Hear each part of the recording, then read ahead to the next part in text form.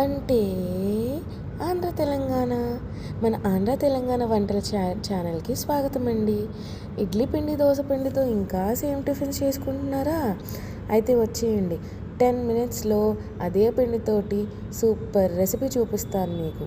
మీరు దాన్ని either snack గాను కన్సిడర్ చేయొచ్చు, లేదంటే బ్రేక్ఫాస్ట్ గాను తీసుకోవచ్చు.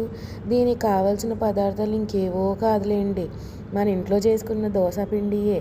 దాంతోపాటు కోసుకున్న ఉల్లిగడ్డ, దాంతోపాటు తరుక్కున్న పచ్చిమిరపకాయలు, కొద్దిగా జీలకర్ర మరియు కొత్తిమీర, ఇవన్నీ మన ఇడ్లీ పిండి కానీ దోశ పిండిలో కానీ కలిపేసి కొద్దిగా సాల్ట్ కలిపి గుంత పొంగనాల ఐడియా ఉందా?